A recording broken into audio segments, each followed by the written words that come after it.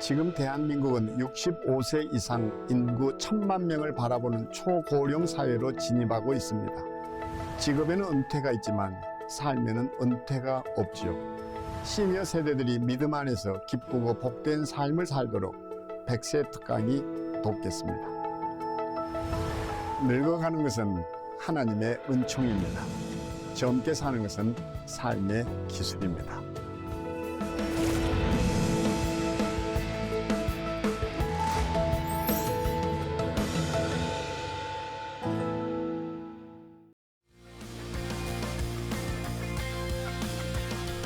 CTS 100세 특강 시청자 여러분 반갑습니다. 제가 첫 시간에 이런 말씀 드렸었죠. 늙어가는 것은 신의 은총이다. 젊게 사는 것은 삶의 기술이다.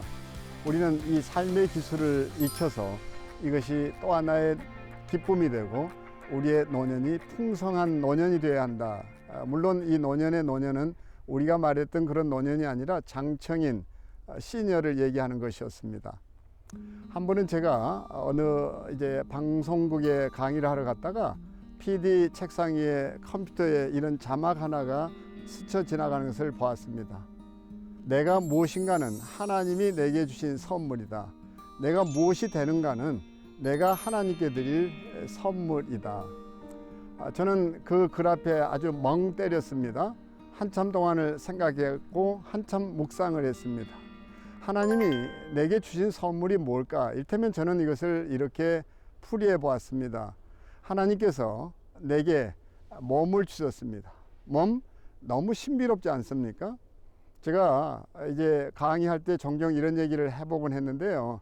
아이가 태어날 때 이 손을 어떻게 하고 태어날까요? 그러면 아이를 낳지 않은 아빠들이나 아이를 낳은 엄마나 한결같이 하는 얘기가 다 이렇게 얘기합니다. 맞나요? 100% 틀렸죠. 아이들은 절대 손을 이렇게 쥐고 나오는 일이 없습니다. 물론 손은 쥡니다. 그러나 어떻게 쥡까요? 이게 아니라 이렇게 쥡니다. 저도 손녀딸을 접견하던 날 깜짝 놀란 거는 그런 생각을 못한 것은 아니었는데 손녀가 태어났는데 벌써 손가락에 이게 손톱이 자라 있다는 사실. 생각해 보니까 머리카락도 처음부터 있었던 게 아니잖아요. 거기에 점점 엄마 뱃속에 있는 동안 자라고 자라서 머리카락이 생겼고 손톱도 발톱도 다 자란 거였죠. 사진을 찍어 보니까 그게 너무 선명한 거예요. 생각해 보십시오. 엄마의 몸, 그 산도를 통해서 아이가 태어날 때 손가락을 이렇게 주먹을 쥐고 나온다면 무슨 일이 벌어질까요? 엄마의 몸에 상처를 반드시 입히고 나올 거예요. 스크래치를 남긴다고 그러죠. 하나님께서는 이것까지도 계산하시고 계획하셔서 아이가 뭘 알겠어요? 이것을 엄마에 대한 배려라고 말할 수 있나요? 아니요. 출산의 신비이고 하나님의 설계라고 얘기할 수 있죠. 아이는 손을 이렇게 쥐고 나옵니다. 엄마 몸에 상처를 입히지 않기 위해서요. 이런 것부터가 우리 몸이 가진 신비, 이것은 말할 수 없을 정도로 무한대라고 할 수 있습니다. 눈 깜박이는 것, 이것은 기적 아니고 또 뭔가요? 그래서 우리 신체, 몸은 하나님이 주신 선물이라 이렇게 얘기했습니다. 내가 무엇인가는 하나님이 내게 주신 선물이고 내가 무엇이 되는가는 내가 하나님께 드릴 선물이니라. 그렇다면 하나님이 내게 몸을 주셨다면 내가 그분께 드릴 선물은 무엇일까요? 저는 이렇게 생각했습니다. 내가 하나님께 드릴 선물은 건강이다. 그렇지 않나요? 이런 따위로 생각해 보면 하나님이 우리에게 주신 선물은 너무너무 많습니다. 집과 재물은 조상에게서 상속하거니와 슬기로운 아내는 여호와께로서 말미암느니라. 어떻습니까? 아내, 가정, 자식 다 하나님의 선물이죠. 그렇다면 내가 하나님께 드려야 될 선물은 무엇일까요? 거꾸로 이것이야말로 내가 드릴 수 있는 선물은 행복가정, 가정천국이라 여겼습니다. 그것이 저로 하여금 가정사역을 하게 한 것이고 저는 이런 점에서 하나님께 드릴 선물 중에 선물은 가정이라는 생각을 하고 지금도 살아가고 있습니다. 그래서 성경은 전도서 9장 9절을 통해서 이렇게 말하죠. 헛되고 헛된 평생의 모든 날 하나님이 해 아래서 내게 허락하신 모든 헛된 날에 사랑하는 아내와 함께 즐겁게 살지어다. 이는 네가 해 아래서 수고하고 얻은 네 인생의 몫이니라 이러지 않습니까? 그래서 우리 인생에 노년을 선물해 주지 않았습니까? 하나님이 우리에게 노년을 그냥 주셨겠어요? 저는 이 노년을 어떻게 만들어서 하나님께 드릴 것인가, 바로 하나님께 드릴 수 있는 우리의 선물은 노년의 품격과 삶의 기술을 하나님께 드리는 것, 이것이 우리가 해야 할 일이 아닌가 이렇게 생각해 보았습니다.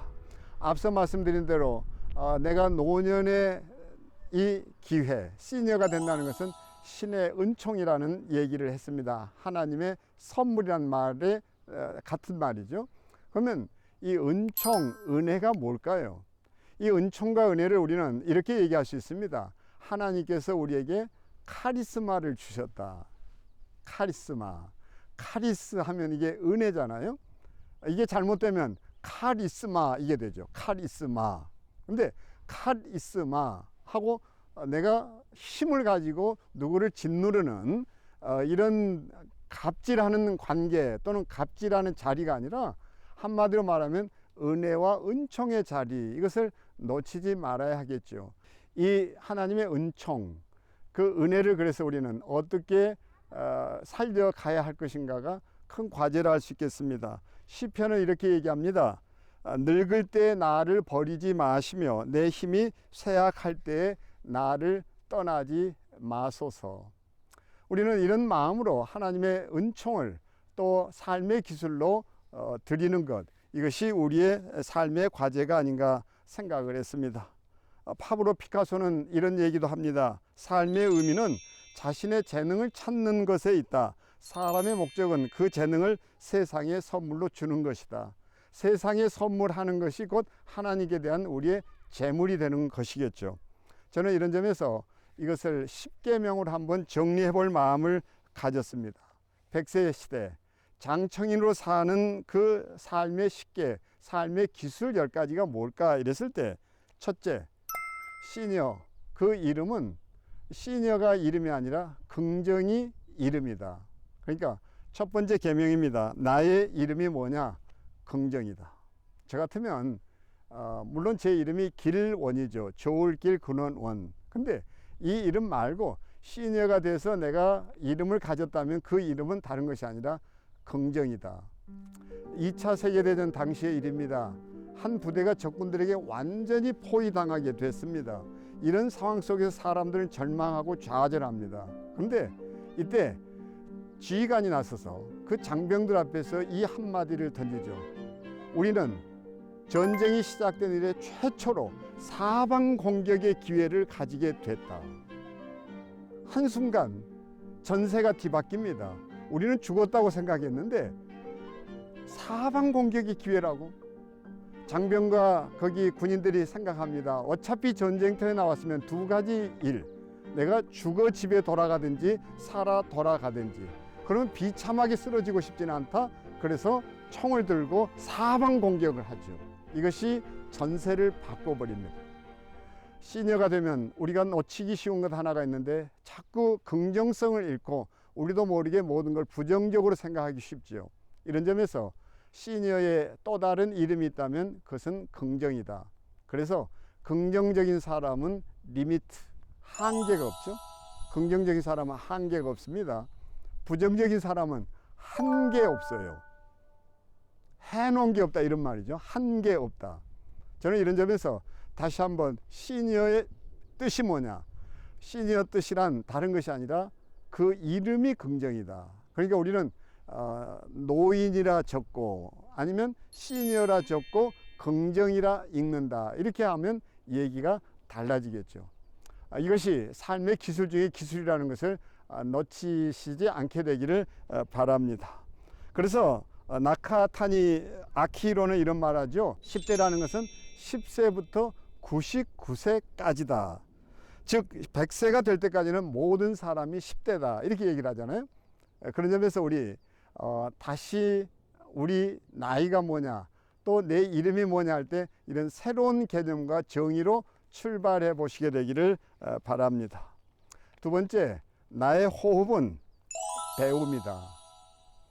나의 호흡은 배움이다. 그래서 우리가 요즘 이런 얘기 하지 않습니까? 전기차 나온 시대에 기름차 공부하고 있다면 그게 어떻게 되겠는가? 그래서 시대가 바뀌었습니다. 우리는 손에 쥔 스마트폰 하나도 제대로 쓰지 못하고 키오스키도 사용 못해서 굶어야 되는, 이렇다면 이거야말로 참 그때 그 순간 너무 초라해지죠. 새로운 기계에 익숙해지기 위해서 또 익혀보고, 핸드폰도 단순히 핸드폰이 아니라 전화를 주고받는 걸 넘어서서 내 손 안에 든 컴퓨터다 이러면 이 핸드폰을 가지고 할 수 있는 일도 사실상 너무 많죠. 우리는 매일 매 순간 배우고 또 배우고 또 배워야 한다고 생각합니다. 책을 놓치지 말아야 되겠죠. 시집을 가방 속에나 또 아니면 내가 메고 다니는 가방에도 넣고 다니다가 어떤 시간이 고요해질 때면 그 시집을 꺼내 읽고 시를 묵상하고, 이것도 매우 좋은 배움의 과정이라고 생각합니다. 어떤 특별한 지식을 습득하기 위해서가 아니라 일상이 우리에게 배움의 기회가 될 수 있다면 이거야말로 시니어의 삶을 살찌우는 동력이 될 것이다. 그러므로 늘 배우고 또 배워라. 저는 부부도 배워야 하는 것이 부부라고 여깁니다. 그래서 배우자가 뭐냐? 배우자. 제가 이런 말을 했었죠. 배우자. 배워야 좋은 배우자가 된다. 배우자, 배우자, 배우자, 배우자. 어쨌든 배움에 열심을 내볼 수 있게 되기를 바랍니다. 세네카의 말 중에 이런 말이 있습니다. 살아있는 한 계속해서 살아가는 법을 배워서 평생 학습으로 우리가 나아가야 할 것이다. 그러니까 세네카의 말은 이것입니다. 살아있는 한 계속 사는 법을 배워야 하는 것이 인생이다. 이 말을 우리가 평생 학습으로 끌어낼 수 있다면 시니어의 삶은 절대 빈곤하지 않을 것이다. 풍요로울 것이다. 이게 100세 인생이다. 이렇게 말할 수 있습니다. 세 번째, 나의 직업이 뭐냐 이랬을 때 나는 고백록의 작가다. 이렇게 말할 수 있으면 좋겠습니다. 세상을 바꾼 것은 아우구스티누스의 독백록이 아니라 고백록이었습니다. 결국 고백이 세상을 바꿉니다. 지금부터 내가 해야 할 일은 살아왔던 내 삶의 발자취를 일기로 써보는 일입니다. 내 생애의 에피소드를 적어보는 것입니다. 그리고 나는 내가 생각했던 것을 하나하나 기록으로 남겨보는 것입니다. 무엇보다 다음 세대, 내 자녀들에게 남기고 싶은 건강 10개도 적어볼 수 있는 것이고, 삶의 지혜를 10개로 만들어서 건네볼 수도 있고, 나중에 정말 우리가 세상을 떠나게 됐을 때 남겨줄 수 있는 것이 있다면 다른 것이 아니죠. 땅 몇 평 아니면 재산, 주식 이런 것이 아니라 정말 자녀들에게 삶의 지혜를 깨알같이 내가 써서 남긴다면 자녀들은 이것을 삶의 지침으로 알고 나침반 삼아서 살아가게 될 것입니다. 어떻습니까? 독백과 고백은 차이가 있죠. 독백은 내가 잘났다는 얘기를 하는 것이라면, 고백은 내가 실수했던 것, 내가 아쉬워했던 것. 근데 참 중요한 것은 사람들이 실패해서 배우는 게 더 많다는 점입니다. 내가 무엇을 해냈다는 것보다 내가 이랬더라면, 이런 아쉬움이, 그리고 내가 이런 이것을 과감하게 편안하게 아낌없이 좀 나누어서 다음 세대에 건네는 것도 도움이 되리라 여깁니다. 나의 실패가 누군가의 삶의 소중한 밑거름이 된다면 그 역시 자산이 될 테니까 말이죠.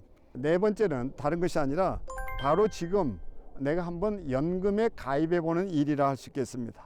그러니까 노년의 화폐 단위는 황금이 아니라 지금에 있다는 것.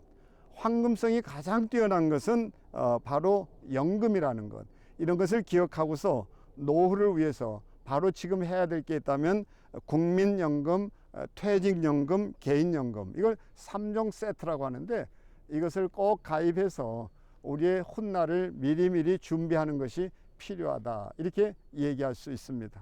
모쪼록 이 100세 특강이 우리의 삶을 풍요롭게 할 수 있었으면 하는데요.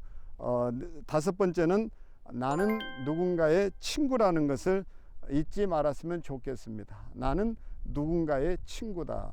그래서 자주 하는 얘기입니다만, 내가 세상 떠났을 때 내 시신을 옹구해 줄 4명의 친구를 구해 두었다면 그것이 성공 인생이다. 이렇게 말하게 되죠.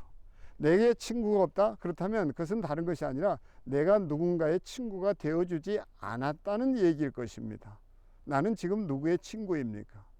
내가 내 속내를 부끄럽지 않게 터놓고 상담할 수 있고 또 누군가의 그 아픈 얘기를 들어줄 수 있는 친구가 되어준다면 이것이야말로 인생에는 가장 보람 있는 일일 것입니다.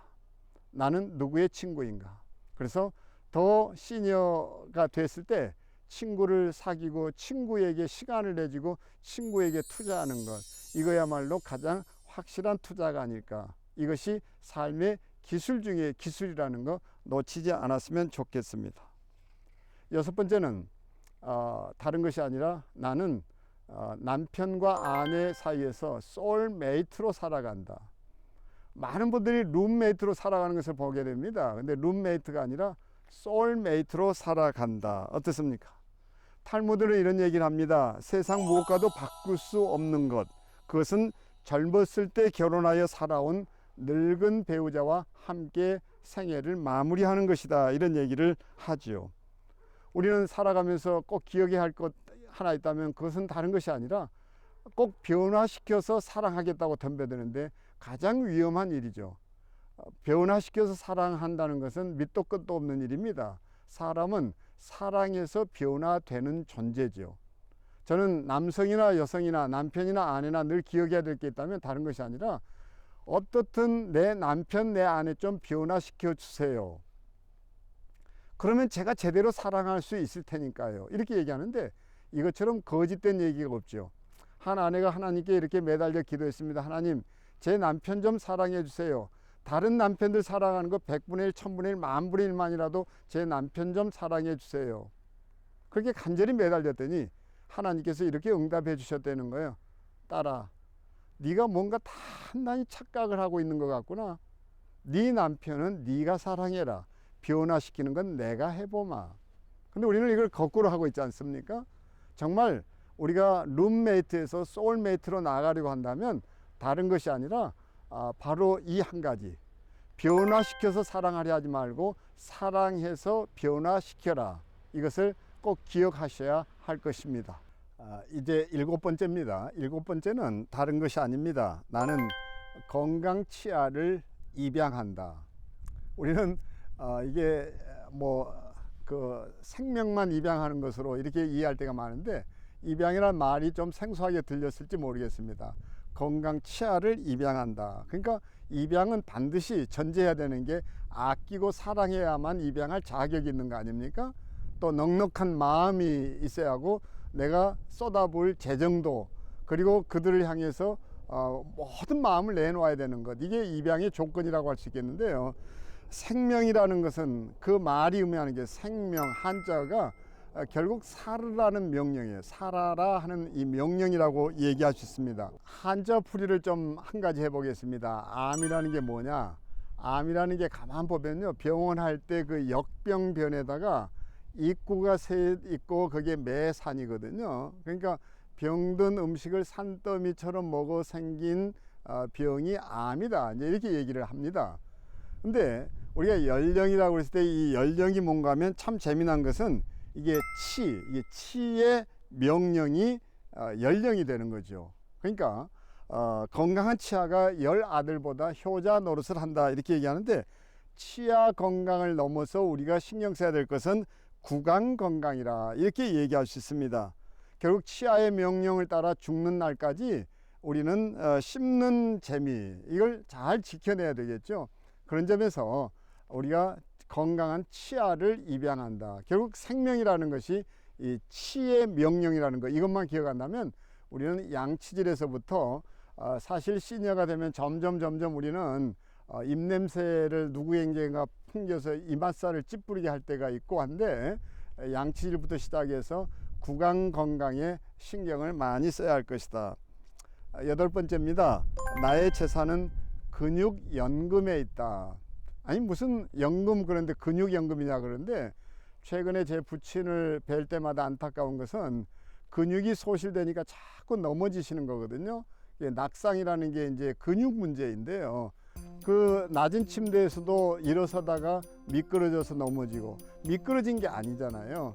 다리에 힘이 없다라는 건데, 우리 이런 점에서 무엇보다 근육 소실이 일어나지 않도록 열심히 아령 같은 것도 가볍게라도 이걸 자꾸 들고 맨손 체조도 하고 어찌됐든 앉았다 일어섰다 푸시업 같은 것들을 할 수 있는 한 좀 해서 우리가 근육의 부자 되는 것이 건강한 시니어의 삶을 살아낼 동력이 된다는 거 놓치지 말았으면 좋겠습니다. 9번째는 나는 죽음 준비로 엔딩으로 만든다. 그러니까 END가 아니라 AND.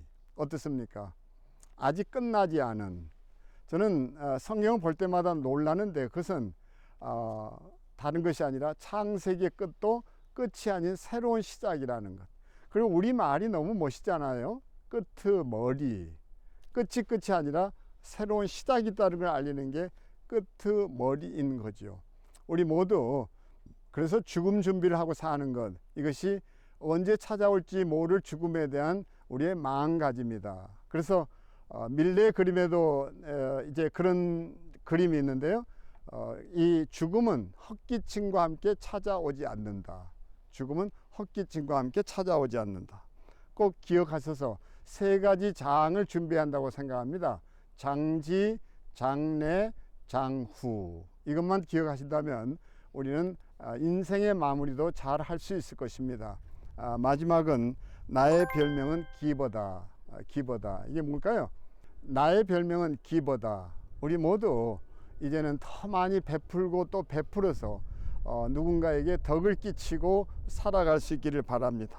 내가 살았음으로 인해서 내가 누군가의 인생과 세상을 더 아름다운 것으로 가꾸고 떠나겠다. 이거야말로 인생의 좋은 목표가 될 것입니다. 우리가 삶의 기술 10개로 한번 정리를 해 보았습니다. 이제 이 강의를 마무리하면서 과제 하나 나누려고 합니다. 제 손에 든 것은 제 부친 모친이신데요. 91세 되던 해에 두 분이 청바지를 입고 사진을 찍었습니다. 근데 어떻습니까? 장청인. 물론 제 아버님 어머님 소원이 하나 있었는데 언제 나도 한번 청바지 입어보고 싶다라는 거였는데 그 소원을 들어주는 일로 시작이 됐습니다.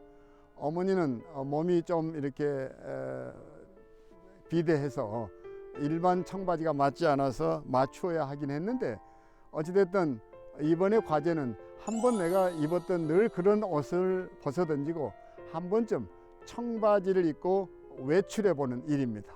그리고 위에는 흰 티셔츠나 와이셔츠를 입고 말이죠. 그러면 훨씬 내가 젊구나, 젊어질 수 있구나, 나는 젊다, 이런 고백을 할 수 있지 않을까. 한번 의상의 변화를 주는 것, 헤어 컬러를 또 바꿔보는 것도 시도해 볼 수 있는 일이 아닐까 생각합니다. 모쪼록 우리는 이 100세 특강을 통해서 정말 젊음을 선물 받고 젊은 세상을 살아갈 수 있게 되기를 소망합니다. 감사합니다. 우리 다음 시간에 뵙겠습니다.